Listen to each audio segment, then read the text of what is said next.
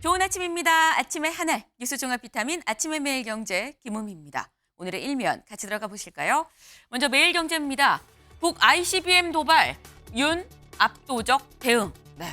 어제 저희가 한창 방송을 하고 있었던 8시 24분에 아침 8시 24분에 북한이 ICBM 대륙간 탄도미사일을 또 쏘아 올렸습니다. 북한 다시 한번 도발을 했다라는 건데요. 윤 대통령 압도적으로 대응하라. 네.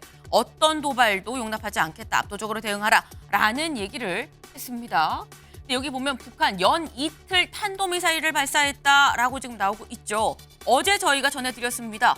북한이 어젯밤에 단거리 탄도미사일을 쐈습니다라고 어제 전해드렸었죠. 다음 기사 좀 이어서 보겠습니다. 단거리 탄도미사일에 이어 이번 대륙간 탄도미사일, 이 얘기는 뭐냐? 한미에 한 발씩 북 고도의 미사일 협박이다. 한국에도 한 발, 미국에도 한 발이라는 겁니다. 한국의 한 발은 단거리로, 미국의 한 발은 대륙간, 장거리 길게 대륙간 탄도미사일로 협박을 했다.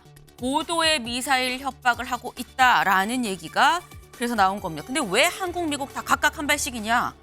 한미가 내년부터 핵공격 시나리오에 대해서도 한미 훈련을 하기로 했다라고 발표를 했죠. 그렇기 때문에 한국도 미국도 각각 한 발씩 미사일 협박을 하는 거 아니겠느냐라는 얘기가 나옵니다. 근데 이 ICBM이 이번이 처음이 아니죠. 다음 기사 이어보겠습니다. 한국일보입니다. 올해 5번째 ICBM이다. 미국 겨냥 도발 잦아진 북. 네. ICBM은 대륙간이기 때문에 미국을 겨냥한다라고 얘기를 합니다. 근데 이게 올해만 5번째 ICBM이다. 지금까지 북한이 쏘아 올렸던 ICBM 총 18번입니다. 18번 중에 5번은 올해다. 상당히 지금 자주 쏘아 올리고 있다는 얘기인 거죠. 도발이 잦아졌다는 게 분명 좋은 시그널은 아닙니다. 때문에 경계를 늦춰서는 안 되겠다라는 말씀을 같이 좀 드립니다. 다음 기사 볼까요? 조선일보입니다. 돈봉투 살포 송영길 구속. 네, 어제 송영길 전 대표 영장실질심사가 있었습니다. 구속 여부가 판가름 날 것이다 라는 말씀을 드렸었는데 어제 자정쯤에서 영장이 발부가 됐습니다. 네, 송영길 전 대표 결국 구속이 됐는데요. 기각시킬 자신이 있다라고 본인이 얘기했었기 때문에 구속이 됐네 라고 생각하는 분도 있을 것 같습니다. 이 얘기는 잠시 뒤에 대담으로도 좀 풀어보겠습니다. 다음 기사 볼까요? 동아일보입니다. 네. 여기 볼까요? 당에서 전폭 지지해야 한 비대위장 맡을 것. 네. 쌍따옴표가 붙었습니다. 누군가가 지금 이 얘기를 했다라는 거죠. 한동훈 법무부 장관의 이 비대위원장 하냐 아니냐라는 여부를 두고 어제 국민의힘에서 연석회의가 있었습니다. 한 230여 명의 사람들이 다 모여서 한참 얘기를 했었는데 관련해서 한 여권 관계자가 얘기하길 당에서 전폭적으로 지지해야 한동훈 법무부 장관이 비대위원장을 맡을 거다라는 얘기가 나왔습니다. 어제 결국 결론을 못 낸 한동훈 비대위원장, 한동훈 법무부 장관의 입장이 이러하다는 거죠. 이 얘기도 잠시 뒤에 대담으로 좀 풀어보겠습니다. 다음 기사 볼까요? 네, 서울신문입니다. 네. 인천서 태어나면 18살까지 총 1억을 받는다라는 겁니다. 파격적인 저출산 대책입니다. 태어나면 각 구마다 좀 다르긴 합니다만 100만 원 주기도 하고요. 200만 원 주기도 하는데 태어나서 18살 법적으로 성인이 될 때까지는 어쨌거나 총 1억을 지원을 하겠다라는 인천시의 파격적인 저출산 대책입니다. 파격 실험이라고도 얘기를 하기도 하는데 지금 현재 저출산 대책으로 나오는 얘기가 너무 어린 나이 때만 집중돼 있다라는 지적이 나오고 있죠. 그러다 보니까 태어나서 어른이 될 때까지, 요람까지는 아니더라도 성인이 될 때까지는 시에서 책임을 지겠다. 총 1억 지원을 하겠다라고 지금 입장을 내놨습니다. 파격 실험이라는 얘기가 있지만 이 실험이라도 좀 성공했으면 좋겠다라는 생각이 드네요. 다음 기사 보겠습니다. 사진 기사 볼까요? 네, 사람들이 굉장히 많이 서 있습니다. 여기가 어디냐? 네, 여기가 지금 보니까 지금 여기 버스 정거장입니다. 근데 어느 버스 정거장이냐 봤더니 구례역 버스 정거장이라고 해요. 근데 왜 이렇게 사람들이 많이 몰려 있느냐? 보니까 어제 오전 출근길에 김포 골드라인이 고장 났습니다. 그러다 보니까 사람들이 그러면 김포 골드라인 말고 버스 타고 가야겠네. 다 발 동동 구르면서 한파 속에 버스를 기다리는 사람들인 건데 사실 이게 밖에서 안 오는 버스 기다리는 거, 또 이 버스 한 대 오면 잔뜩 몰려들어서 겨우겨우 꾸역꾸역 타고 가는 것도 힘드셨을 것으로 보입니다. 근데 정말 힘들었을 사람들은 고장난 김포 골드라인 그 안에서 무려 50분 동안이나 갇혀 있었던 사람들이 아닐까 생각이 되는데요. 50분 동안 갇혀 있다고 하는데 출근 시간 이후 혼잡도가 285%나 된다고 합니다. 그 안에서 50분 동안 있었으니 안에 갇혀있던 시민 중에 2분은 병원으로 이송이 되기도 했다고 하네요. 네. 고장난 이유가 날씨가 너무 추워서 문을 개폐하는 이 압력이 빠져버려서라고 하는데 그렇다고 한다면 이번 주 내내 춥죠. 내일 모레는 더 춥다고 합니다. 이런 일이 또 벌어지지 않으리란 법이 없다라는 생각도 듭니다. 미리미리 좀 대비를 해야겠다라는 말씀을 같이 드립니다. 네. 아침엔 매일경제 뉴스 종합 비타민 언제나처럼 TV로 좀 보시다가요. 궁금한 점 유튜브 댓글로 남겨주시면 같이 좀 얘기를 해보겠습니다. 함께해 주실 분들 소개합니다. 안녕하세요.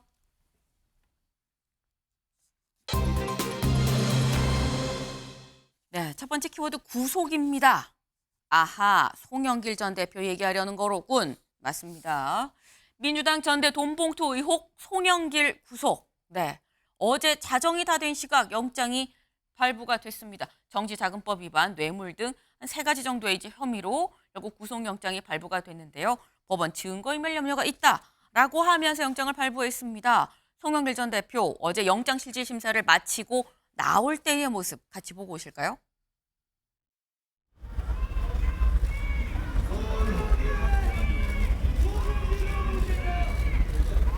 그럼 우리는 방어권 행사하기 위해서 참고인한테 상황이 어떤지 전화하고 더구나 압박 수사 과정에서 사람이 죽을 수도 있고 엄청 정신적인 충격에 몇 사람들은 정신병 치료도 받고 그랬거든요. 그런 사람들을 위로해 줘야 되는 거 아니에요. 그런 것을 전화했다고 증거 인멸이다 그렇게 말하면 너무 불공정한 게임이다. 네, 송영길 전 대표 지금 영장실질심사를 다 받고 이제 마치고 나올 때의 모습입니다. 근데 지금 여기서 한 얘기가 아니 지금 내가 참고인이랑 연락을 했고 이런 걸 갖고 증거인멸을 하려는 시도라고 얘기를 하는데 이건 방어권 보장 차원이다라고 지금 얘기를 하고 있죠. 여기서 추측을 해보면 윤기찬 위원장님, 일단 송영길 전 대표는 아마도 검찰이 영장실질심사에서 이러한 것은 지금 참고인이랑 연락을 하고 이런 거는 증거인멸 하려던 거 아닙니까? 라고 얘기를 한 것 같아요. 근데 이 주장이 구속이 됐다는 건 받아들여졌다는 거 아닙니까? 그 송영길 전 대표의 저 주장은 사실은 법조인이시잖아요. 그럼에도 네. 불구하고 일반인 입장에서도 납득하기 어려워요. 그러니까 예를 들어 참고인들한테 연락을 뭐 할 수는 있겠죠. 뭐 네. 사정을 물어볼 수는 있습니다. 네. 내가 좀 당황스러운데 어떤 것들을 물어보드나 이렇게 할 수는 있어요. 그런데 네. 차명포를 묻지는 않죠. 그리고 오히려 그런 나중에 연락한 거에 대해서 검찰이 증거인멸 주장할 수 있거든요. 네. 그럼 저 같으면 차라리 녹음하면서 얘기를 하겠어요. 아. 내가 얘기한 내용이 다 이런 것들이다. 네네. 그런데 아마 차명폰이 상대방이 녹음해서 제출한 것 같아요. 기사를 보니까. 그러면 차명폰을 사용했다는 것은 어쨌든 공개되길 원치 않는다는 것이고 공개되질 원치 않는 내용의 대화를 한다는 것은 증거인멸의 우려가 있는 것이죠. 그리고 대화 내용 자체가 아마 재판부에 현출된 것으로 보이는데 네. 그 대화 내용 자체를 보더라도 적절치 않다라고 재판부가 판단한 것이 아닌가 그렇게 생각합니다. 네. 송영길 전 대표가 법조인인데 변호사죠. 법조인인데도 불구하고 그럼에도 불구하고 일반인 상식으로 사실 납득하기 어려운 부분이 좀 있다라는 부분을 좀 말씀을 하셨습니다. 근데 지금 말씀 중에 차명폰 얘기가 나왔죠. 차명폰. 다음 기사를 좀 볼까요? 차명폰 사용, PC 하드디스크 교체, 송영길 구속 결정타. 네. 송영길 전 대표가 구속되는데 결정타는 차명폰과 하드디스크를 교체한 것이다 라는 기사입니다. 네. 지금 조금 전에 나온 얘기 차명폰 얘기도 있었습니다만 하드디스크 얘기도 좀 같이 나오고 있죠. 이 얘기 송영길 전 대표는 앞서서 이렇게 얘기를 했었습니다. 들어보고 오시죠. 이른바 깡통폰을 제출한 걸 두고 검찰은 깡통폰이 아닙니다. 저희가 프랑스 갈 때 한국 핸드폰을 안 폐기했어요. 왜냐하면 프랑스에서 한국 폰을 로밍했으면 전화 요금도 많이 나오고 제가 귀국해서 새로 핸드폰을 사가지고 일주일 쓴 거예요. 일주일. 그거 제출해서 제출한 겁니다. 증거가 확보됐으면 그 증거 가지고 법정에서 싸우면 될 거 아니에요. 왜 사람을 구속시키려고 그래요? 도망가지도 않고 수사에 다 협조했고. 어쨌든 증거를 인멸하는 건 잘못된 거 아닌가요? 증거 인멸이 아니라고요. 왜냐하면 전반적으로 핸드폰 포맷 한 번씩 하는 거 아니에요? 뭐 컴퓨터 같은 거 사무실이 정기적으로 예. 그런 것의 일환이었다는 거죠. 네, 앞서서 영장실질 심사를 받기 전에 송영길 전 대표가 본인 어떤 증거인멸 의혹에 대해서 했었던 얘기들입니다. 조현산 변호사님. 차명폰도 그렇고 뭐 일반 사람들 다 주기적으로 한 번씩 포맷하는 거 아닙니까? 라고 또 얘기를 했거든요. 근데 그 주기적으로 포맷하십니까?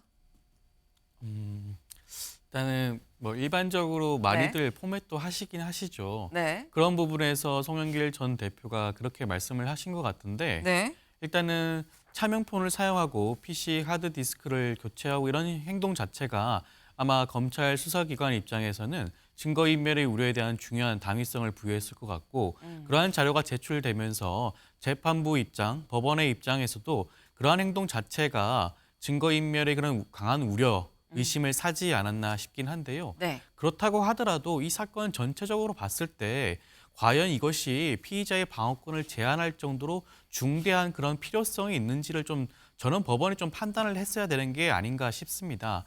이 사건 자체가 시작은 돈봉투 의혹으로 시작이 되었어요. 네. 그런데 돌연 이것이 뇌물죄까지 확장이 되었고 이것 자체가 어떻게 보면 수사권의 남용의 여지가 있다. 표적 수사의 여지가 있다라고도 볼 수도 있고 게다가 8개월 넘은 기간 동안 장기간 수사가 진행이 되었습니다. 네. 이미 관련 사건은 이미 수사가 진행이 되었고 기소가 되었고 최근에는 구형까지 이루어진 상황인데 네. 이제서야 8개월 지나서야 이렇게 구속영장을 청구한다는 것 자체가 어떻게 보면 당사자의 방어권을 심대하게 제한하는 게 아닌가. 그렇다고 한다면 전반적으로 네. 불구속 수사가 원칙이라는 점을 조금 더 법원이 좀 고려해서 결정을 하는 게 온당치 않았나 싶습니다. 네. 윤 위원장님. 근데 이게 방어권 보장도 이 룰이 형법에 다 규정돼 있어요. 형소법에. 네. 그러니까 법률이 규정한 범위 내에서 방어권이 보장이 되는 것이지 저렇게 하드 디스크를 뭐 어떤 이유로 교체했는지 나중에 밝혀지겠지만 교체한 시기도 보면 이성만 의원 등에 대해서 압수수색한 이후에 바로 교체가 됐단 말이죠. 그러니까 시점도 애매한 것이고 하드 디스크를 주기적으로 포맷할 이유가 있을까요? 그 법인에서 그 이유도 좀 사실 설명이 마땅치 않은 거고 송영길 대표가 하신 말씀처럼 깡통폰이 세 분이 공통으로 깡통폰을 제출했어요. 네. 이성만, 윤관석, 송영길. 이것도 공교롭게 또 일치해요. 그리고 말씀 주신 저 그 해명 내용도 앞뒤가 안 맞는 것이 아니 무슨 로밍 하게 되면서 요금이 더 나오나요? 거기서 거기서 폰을 쓰나 네. 가져간 폰을 쓰나 요금에 무슨 차이가 있나요? 그러니까 저런 말씀들이 사실은 어떤 이유로 해서 내가 휴대폰이 망가졌다라 이런 일반적인 상식적인 변론을 한 것이 아니고 네. 약간 당황스러운 변론 등이 아마 재판부에 안 좋은 영향도 줬을 것이다. 저 그렇게 생각합니다.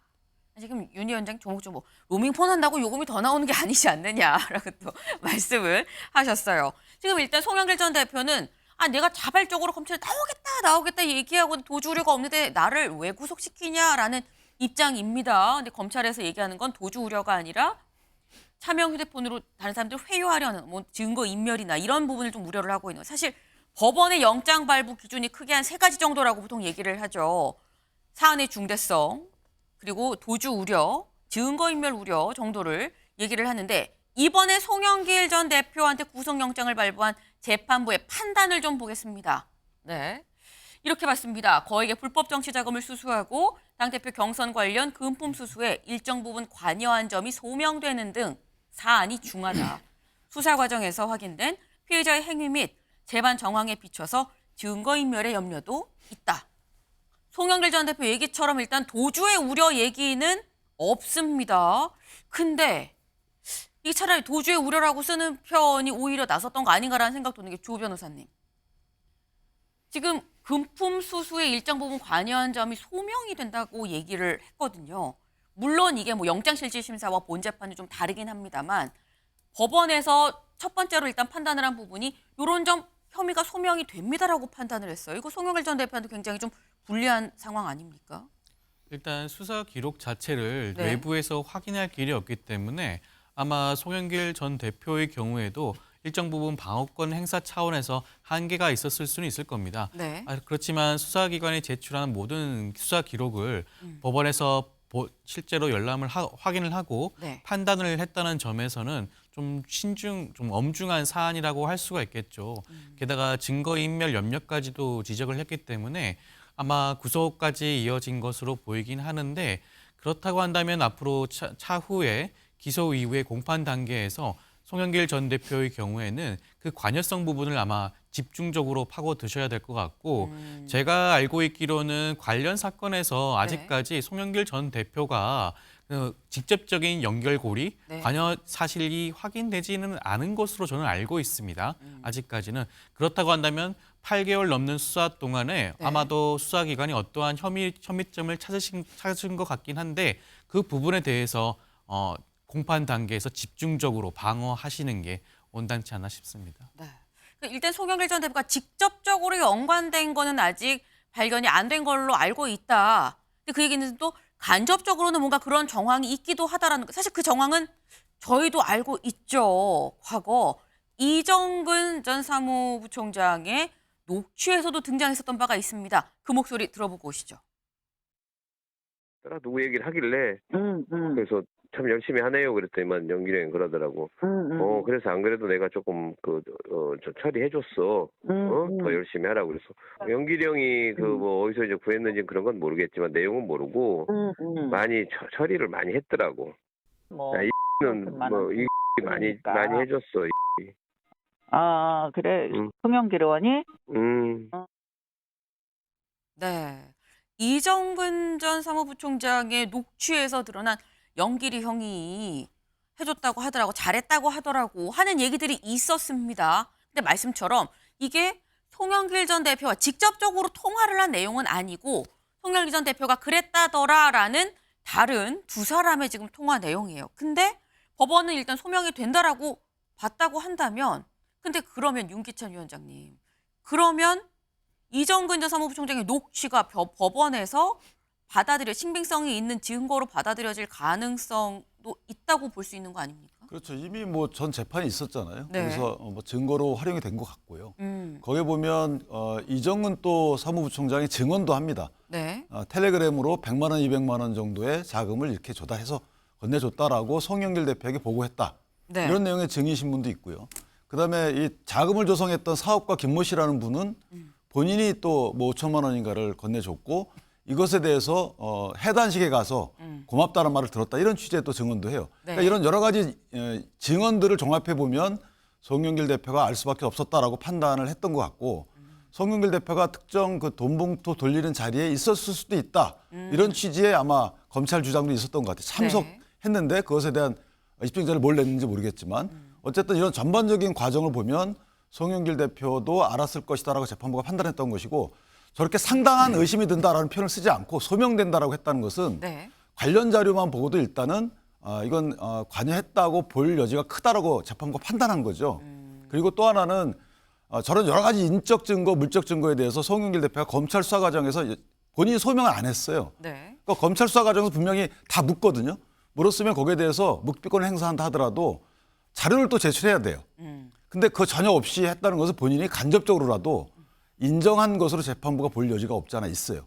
그러니까 만약에 검찰이 제시하는 증거가 증거 가치가 없다고 판단했으면 그렇게 전략을 짤 수도 있는데 그게 아니고 저렇게 재판장이 서류만 보고도 인정할 정도의 증거 가치가 있는 증거를 제시했음에도 불구하고 네. 송영길 대표가 묵비권을 행사하고 전혀 소명하지 않았다.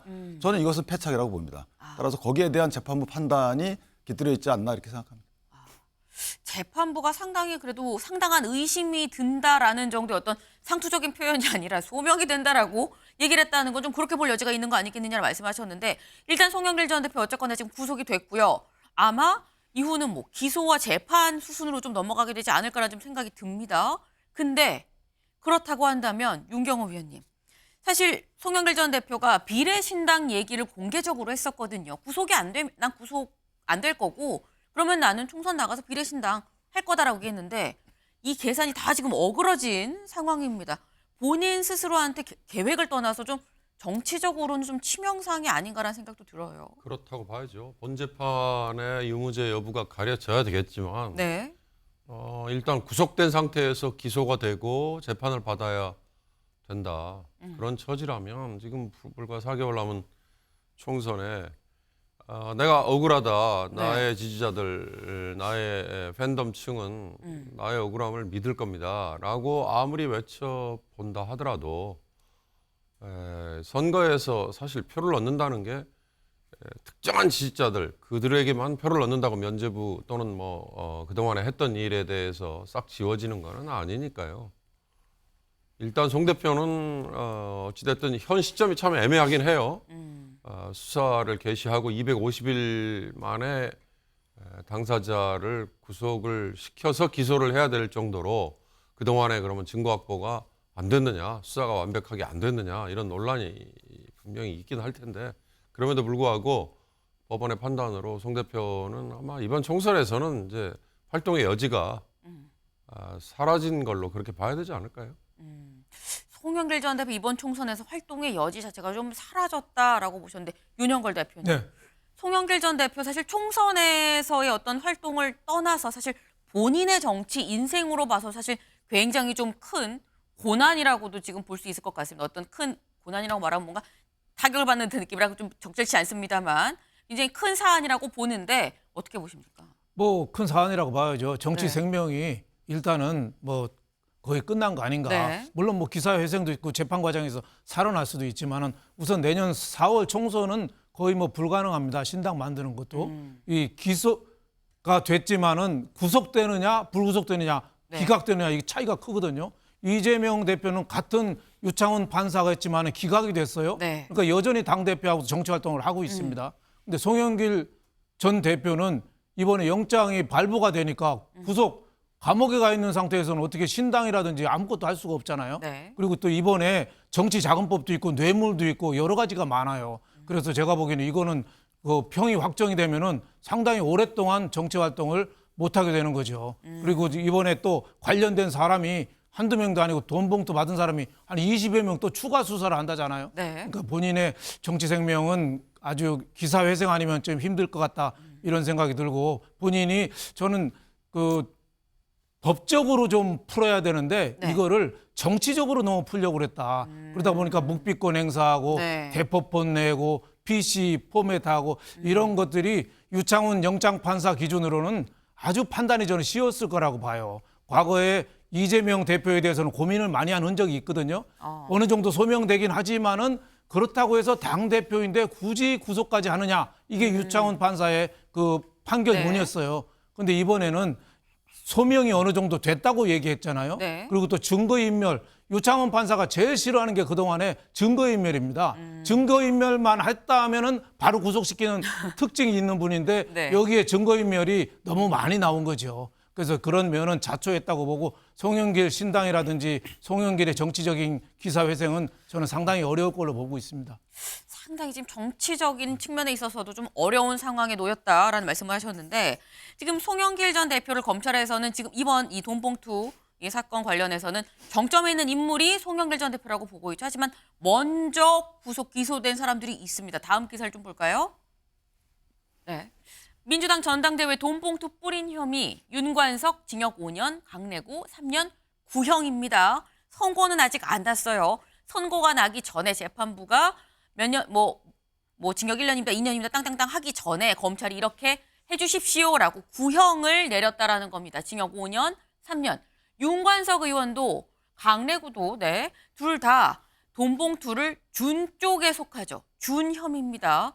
준 혐의인데 지금 일단 거의 1심 재판이 끝나갑니다. 5년, 3년. 네. 지금 5년, 3년 구형을 했다고 하는 건 요거는 조현삼 변호사님. 짧게 여쭤보겠습니다. 이 정도 구형이면은 재판부에서 보통 실형으로 나오지 않습니까? 일단은 검찰이 구형한 형량만 봤을 때는 네. 실형을 달라는 선고에 달라는 취지에서 검찰의 의도가 그쵸. 보인다. 예, 구형을 했다라고 볼 수 있는데 네. 글쎄 일단 그 구형량에 따라서 선고하는 것은 꼭 아니긴 하니까 재판부 입장에서는 여러 가지 재반 증거와 상황들을 판단하고 그에 맞는 선고를 하지 않을까 싶습니다. 네. 일단 검찰의 의도만은 좀 분명해 보인다라는 겁니다. 검찰의 의도는 실형을 줄 만한 일이 아니냐라고 얘기한다는 건데 근데 그렇다고 하면 지금 유튜브 댓글로 질문이 올라왔습니다. 호심님, 이쯤 되면 민주당은 사과해야 하는 것 아닙니까? 라는 글이 올라왔어요. 윤경호 위원님, 어떻게 보십니까? 글쎄, 송 전 대표에게 지금 어느 혐의가 더 과중하냐. 이를테면 처음에 시작은 전당대회에서 본인이 당대표가 되기 위해서 돈봉투를 조달해서 대의원들 또는 현역 의원들에게 뿌렸다 이거였잖아요. 네. 그렇다면 이건 도덕적으로 엄청난 지탄을 받을 일이고 실제 처음에 그런 게 알려졌을 때는 당시 민주당은 굉장히 위기에 몰렸죠. 궁지에 몰렸죠. 그러나 점점 시간이 지나면서 뭐 부풀려졌다고 표현하면 어떻게 될지 모르겠습니다만 뭐 그런 측면이 좀 있는 것 같다. 오해가 있는 것 같다. 그 다음에 이제 옮겨간 거는 결국 그래서 송 대표의 지원 외곽 단체, 흔히 말하는 먹고 사는 문제 연구소, 그 어기에 이를테면 건네진 후원금, 또 그 중에 일부는 개인의 뇌물 이렇게 그러다 보니까 당사자는 별건 수사라고 얘기를 했잖아요. 후자가 지금 강조되고 이 후자의 죄질이 나쁘다고 만약에 법원이 판단한다면 네. 그건 뭐 당 차원에서 사과를 할 일은 아닐 것 같아요. 그러나 당 대표가 되기 위해서 돈 봉투를 돌린 게 확인이 되고 그 점이 정치자금법이나 정당법 위반으로 법원에서 네. 죄가 있다라고 판단이 된다면 그건 민주당이 공당으로서 그건 당연히 사과를 해야죠. 지금 시점에서는 뭐 아직 논란의 여지가 있고 다툼의 여지가 있기 때문에 지금은 네. 좀 섣부른 게 아닌가 하는 생각이 듭니다. 지금 말씀이 송영길 전 대표가 받고 있는 혐의가 지금 크게 한 3가지 정도 되는데 뇌물이나 정치자금법이라고 한다면 정치인 송영길이 사과를 해도 하는 거지 당 입장에서 사과를 하고 할 필요는 없는 거 아니겠느냐. 다만 전당대회 사안이라고 하면 이건 민주당도 할 수 있는 부분이지만 아직 결론이 나지 않았다. 지금 움직임 좀 섣부르다라는 말씀을 하셨습니다. 일단 지금 보면 송영길, 윤관석, 강래구 돈을 준 쪽의 인물들은 다 구속이 됐죠. 물론 이제 강래구는 보석 석방이 됐습니다. 그런데 일단 다 구속이 된 상태인 거고 그렇다고 한다면 준 사람 말고 받은 사람에 대한 수사도 곧 이어지지 않겠느냐라는 얘기가 그래서 나옵니다. 받은 의원들 사실 이 앞서서 구속 기소된 이 인물들의 재판에서 공판에서 검찰이 공개적으로 이름을 거명을 했죠. 지금 여기 보시는 인물들입니다. 지금 한 21명을 공개를 했는데 검찰이 보는 입장이 이런 거고요. 그런데 여기 등장한 사람 중에서 아니다. 나는 전혀 무관하다라고 얘기한 사람들도 있습니다. 네. 윤재갑 의원, 나는 회의에 참석한 적도 없고 돈 봉투를 받은 사실은 더더욱 없다.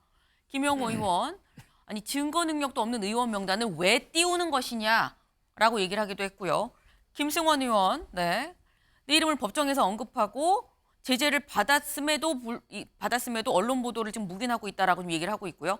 익명으로, 네. 내 이름이 왜 거론되는지 알 수 없다. 그러니까 굉장히 지금 20명이 넘는 의원들이 공판장에서 실명이 거론이 됐는데 아니라고 하는 사람들도 꽤 된다라는 겁니다. 네.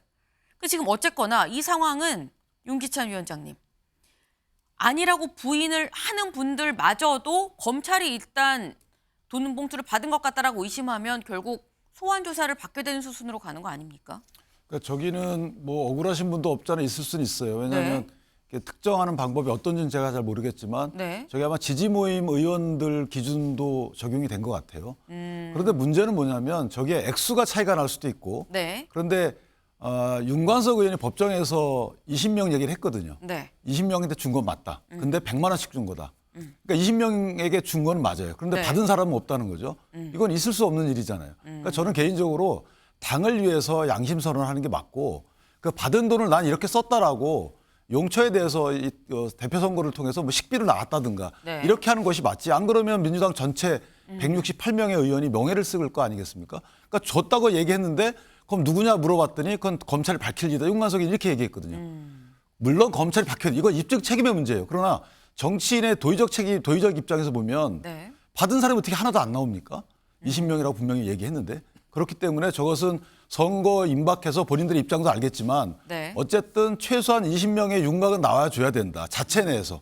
저는 개인적으로 지금 현재 자체 조사를 통해서 네. 이재명 당대표께서 의원들의 명단 정도는 나오게끔 하는 것이 당대표로서의 리더십이 아닌가. 물론 형사재판에 얽혀있긴 합니다만은 네. 어느 정도는 몇 사람 나와야 되는 거 아니겠습니까? 어떻게 20명 하나도 안 나오죠? 20명 줬다고 얘기를 하는데 그것이 하나 문제인 것이고 네. 또 하나는 받으신 분들의 처벌 여부에 대해서는 재판부가 양형을 정할 겁니다. 이전에 사실 처벌할 예가 없어요. 2008년도에 그 돈봉투 사건 때도 2012년도에 문제됐던 거 네. 그때도 준 사람만 처벌했고 받은 사람은 처벌하지 않았거든요. 그렇기 때문에 이 부분은 사법부에 맡기고 어쨌든 국회의원이라는 신분에서 국민께 리더십을 보여줘야 되는 측면에서 보면 약간의 윤곽은 나와줘야 되는 게 아닌가라는 생각을 합니다. 조윤선 변호사님. 윤관석 의원이 내가 봉투 20개를 해서 돌렸다라고 했는데 준 사람은 줬다는데 받은 사람이 없다는 게 말이 되느냐. 물론 이 명단이 맞다는 건 아닙니다. 근데 어쨌거나 받은 사람이 20명은 있어야 되는 건데 왜 그 윤곽은 안 나오는 것이냐라는 지적은 어떻게 보세요? 기본적으로 모든 것에 혐의에 입증하고 하는 책임은 검찰에게 있죠. 지금 몇몇 의원들의 경우에는 네. 이미 압수수색이 진행되었고 포렌식 조사가 이미 진행되어 마무리 단계에 있는 것으로 일단은 보도가 되고 있습니다. 네. 그렇다고 한다면 일부 의원들의 경우에는 혐의가 일정 부분 확인이 될 수도 있을 것이고요. 그 다음 순서는 검찰이 어떠한 혐의점을 가지고 개별 의원들을 소환 조사할 수는 있겠죠. 그렇다고 하더라도 명확한 증거 없이 총선을 앞두고 다수 의원들을 소환 조사하는 것이 어떻게 보면 총선에 영향을 미칠 수 있는 중차대한 문제이기 때문에 과연 수사기관이 그렇게 하는 것이 차기 총선을 바라보는 국민의 눈높이에서 맞는 건지 그 부분도 조금 심각하게 고민을 좀 하셔야 될 것 같고 의원들의 경우에도 지금 거론되는 의원들의 경우에는 본인들이 수술을 하지 않았다고 강변하는 데는 아마 각자의 사정과 이유가 있을 것입니다. 네. 실제로 받지 않았을 가능성도 충분히 있겠죠. 그러한 부분들을 조금 더 염두에 두시는 게 맞지 않나 싶습니다. 네. 지금 일단 말씀 중에도 나오긴 했습니다. 지금 총선 시즌이죠. 총선을 앞두고 지금 1명, 2명 이제 돈을 받은 것으로 의심이 가는 검찰이 봤을 때 돈을 받은 걸로 의심이 되는 의원들에 대한 수사도 본격화될 것 같다라는 합리적인 지금 전망이 지금 나오고 있습니다. 이게 돈봉투 사실 이미 전 전당대회였음에도 불구하고 이번 총선까지 영향을 미치는 사안이 돼 버렸네라는 생각이 드네요.